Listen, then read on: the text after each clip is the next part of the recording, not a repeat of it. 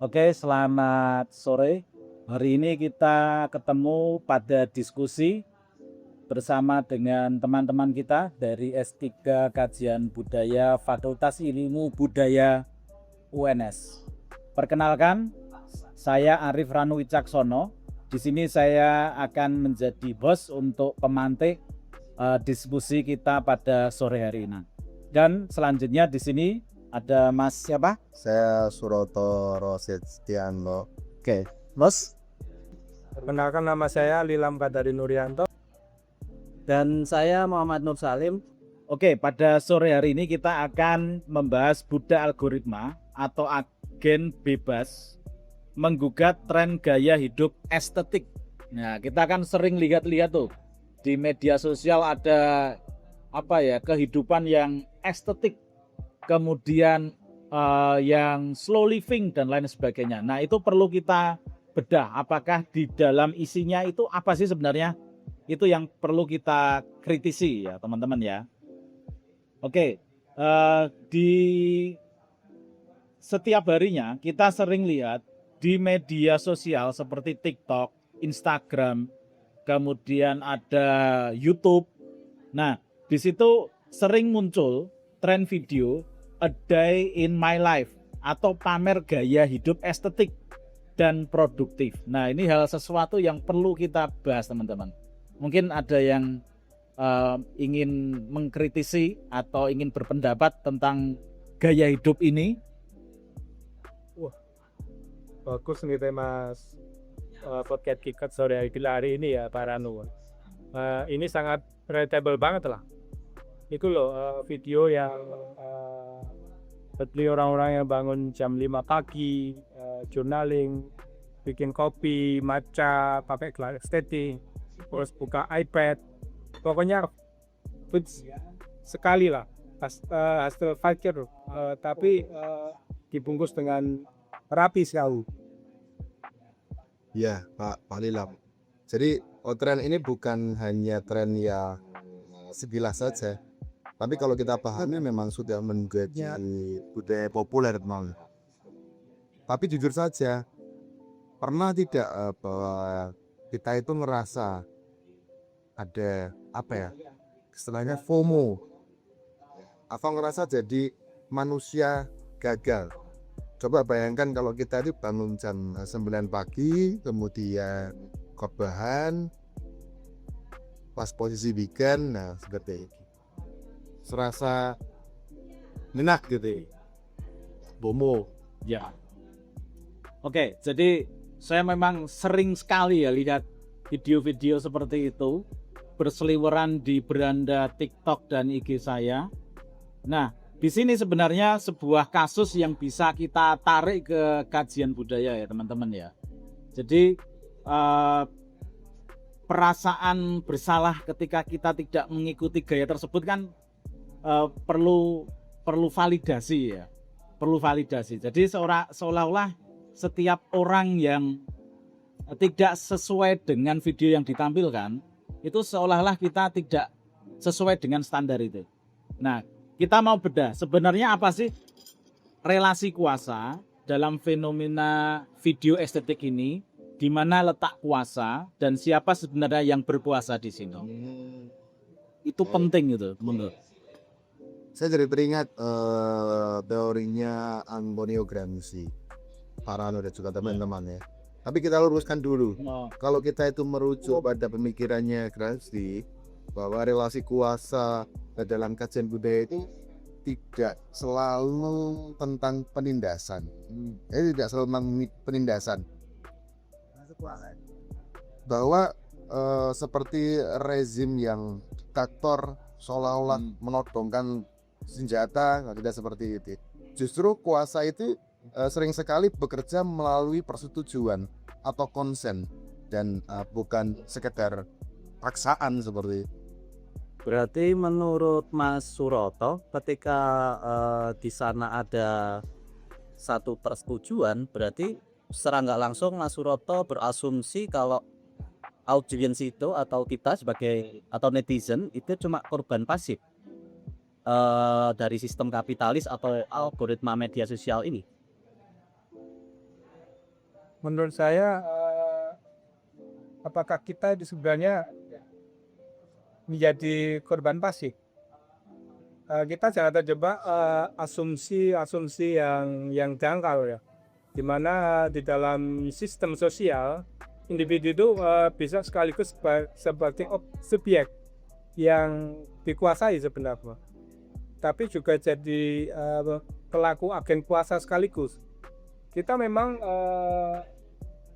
sedang dikontrol oleh algoritma, tapi saat kita ikut-ikutan membuat video seperti morning routine atau sekedar nge-like, kemudian share video yang semacam itu, kita berarti secara aktif sudah ikut memproduksi dan mempertahankan kuasa tersebut, sehingga kuasa itu semakin kuat dan seperti tidak terasa kita dikuasai. Nah gitu loh Pak Salim. Saya setuju dengan Pak Ilham.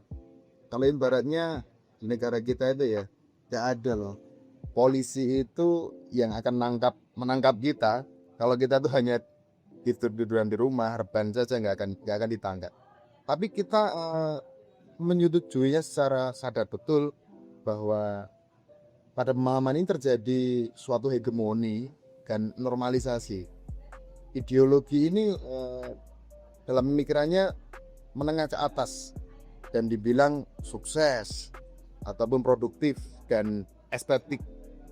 Estetik itu dinormalisasi lewat norma sosial, dan sampai kita menganggap itu sebagai suatu kebenaran yang mutlak, katakanlah seperti itu. Oke, berarti bisa dibilang ini relate dengan teorinya Foucault ya. Jadi relasi kuasa di fenomena ini itu benar-benar tersamarkan dengan halus dan sifatnya kompleks, bukan sekedar batas kadar atas dan bawah ya, tapi ini benar-benar halus, tersamarkan dan terlihat secara natural.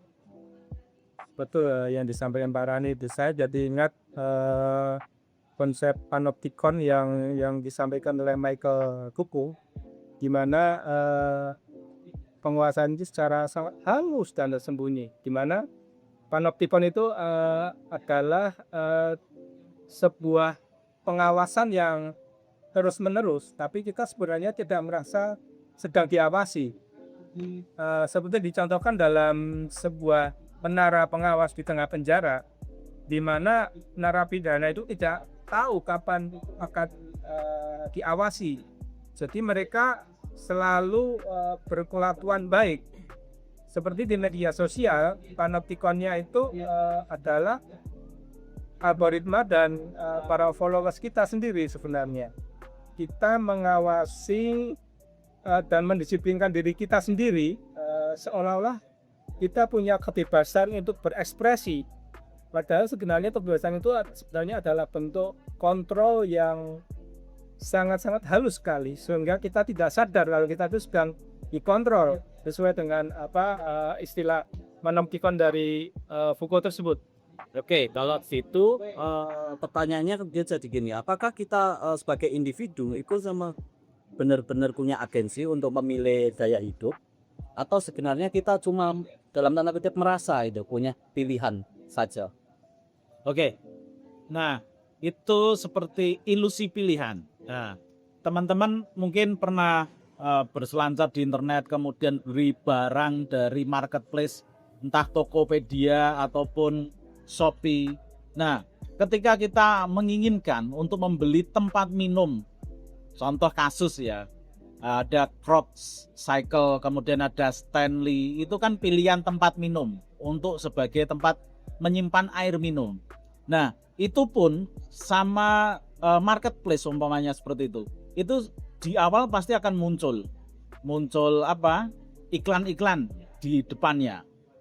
Ya, jadi nanti ketika kita buka marketplace langsung muncul barang yang paling laku, barang yang paling murah, barang yang paling sekarang ini sedang ngetren, itu akan dimunculkan oleh sistem algoritma. Jadi itu seolah-olah algoritma itu sudah memberikan kita pilihan. Sedangkan seumpama kita beli tempat minum yang murah pun, itu kan juga ada Kalau Procycle dan Stanley harga di atas 2 juta, kita sebenarnya bisa beli tumbler yang murah ya, yang harga puluhan ribu ataupun ratusan ribu itu sebenarnya cukup.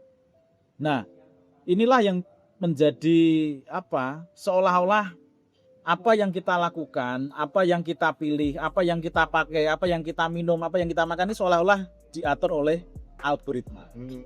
Nah, itu barang.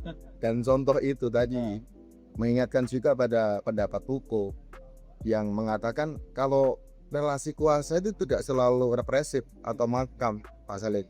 Jadi relasi kuasa itu juga bisa sangat produktif dalam hal ini. Produktif gimana Mas Suroto maksudnya? Bukannya kuasa itu justru membatasi? Kalau relasi kuasa itu membatasi, tidak selalu. Artinya bahwa tren produktivitas yang estetik ini memproduksi hal baru, memproduksi pasar misalnya barang estetik, bikin coffee shop, itu ternyata laku keras dan memproduksi identitas baru di masyarakat itu sendiri. Nah, orang lalu akan berlomba-lomba membeli barang mahal yang murni sekalipun mahal, tapi itu bisa dijadikan sebagai produksi video yang memenuhi standar kuasa tadi, seperti yang disampaikan Pak Rano. Oke, jadi sebenarnya relasi kuasa itu sebenarnya muter-muter di situ. Nah, kalau sistemnya sekuat ini apakah ada perlawanan, bentuk perlawanan ataupun resistensi audiens yang sebagai korban algoritma ini? Jadi apakah audiens itu bisa melawan ataupun wah pasrah? Karena umumnya orang ya trennya kayak gitu ya aku ikut aja lah. Nah, itu perlu sesuatu yang yang perlu dilakukan. Audiens itu seperti apa sebenarnya? Ada dong perlawanannya. Misal audiens itu nggak perlu tuh ngikutin tren yang sedang viral. Dia bisa aja membuat video lain, misal kayak rebahan seharian ketika weekend atau yang lain kerja keras. Kita buat video kerja secukupnya gitu misal. Jadi itu mungkin satu bentuk perlawanan frontal tuh oleh anak-anak muda terhadap tadi hustle culture tadi yang dan dengan tuntutan estetiknya yang beragam tadi. Menurut saya seperti itu. Tapi begini Pak Salim, apakah perlawanan yang dilakukan oleh anak-anak muda seperti membuat video tentang seharian rebahan, tidak ngapa-ngapain, bahasa Jawanya kelekaran seperti itu, apakah itu sebenarnya perlawanan yang benar-benar bisa efektif, atau malah sebenarnya perlawanan itu hanya akan diserap kembali oleh sistem atau bahasa kerennya di-update? Kalau itu jelas diserap lagi Pak Lea, diserap lagi dengan oleh sistem kapitalis. Logikanya seperti ini. Awalnya itu petroting itu merupakan perlawanan seperti itu ya. Tapi ujung-ujungnya apa? Bahwa influencer yang membuat konten rebahan itu ternyata juga di-endorse, mendapatkan endorsement, mendapatkan keuntungan. Seperti mbak-mbak perempuan ya tentunya ya. Itu mengendorse piyama. Tentunya dengan endorse gitu kan, yang buat video si penyedia piyama itu memberikan juga ke yang mengendorse gitu kan. Nah, jadi sekalipun video malas-malasan itu dibuat kemudian diupload, algoritmanya tetap akan traffic gitu, dan platformnya tetap akan makin kaya tentunya. Jadi pemberontakan kita pun dikomodifikasi dan diserap jadi barang jualan baru oleh sistem yang sama. Itu poinnya, akan diserap kembali oleh komoditas kapitalis itu sendiri. Oke, kalau kita bahas secara detail seperti itu atau kita bahas sampai akarnya, ini menjadi sesuatu yang cukup mengerikan sebenarnya teman-teman ya. Jadi di diskusi kita wajib menggarisbawahi sebenarnya kita itu tidak melabeli ya apakah tren produktif ataupun estetik ini baik atau buruk, itu nggak penting, nggak menjadi sesuatu yang harus kita punishment ya, nggak perlu, sebenarnya nggak perlu kita punishment itu baik atau jelek. Nah, kita di sini sebenarnya adalah murni untuk membedah anatomi kuasa yang berlaku pada kehidupan atau tren estetik ini seperti apa. Betul Mas Ranu. Jadi kita bisa aja bikin video estetik asalkan kita sadar posisi di mana posisi kita di dalam jaring-jaring kuasa itu, menurut saya. Oke, jadi di sini bisa kita simpulkan pada diskusi kita, relasi kuasa dalam budaya kontemporer itu bekerja sangat halus, melewati algoritma dan dari norma sosial yang kita setujui sendiri. Jadi di sini bisa dikatakan kita itu sebagai narapidana sekaligus sipir. Jadi ketika melakukan hal apapun itu tergantung kita, tergantung kesadaran kita. Nah, di sini tinggal kita itu bebas memilih apa yang akan kita setujui, apa yang tidak kita setujui. Nah, mungkin seperti itu, teman-teman. Betul Pak Rane. Berarti jangan lupa ya, kalau sebenarnya pemberontakan yang sering kita lakukan itu sebenarnya hanya sekedar konten buat memperkaya sistem, karena semua pemberontakan itu akan diperoleh kembali oleh sistem tersebut. Jadi apapun yang kita lakukan itu memang pemodal utama yang akan menjadi pemenangnya. Oh iya, tentu kalau itu. Ya, oke, terima kasih banget untuk hari ini sudah berdiskusi. Kita nanti akan mungkin lanjut ke episode selanjutnya ya dengan pembahasan yang lebih tajam. Nah, untuk kali ini terima kasih teman-teman untuk diskusinya. Kita akhiri podcast ini, sampai jumpa di episode selanjutnya. Terima kasih. Terima kasih. Dadah.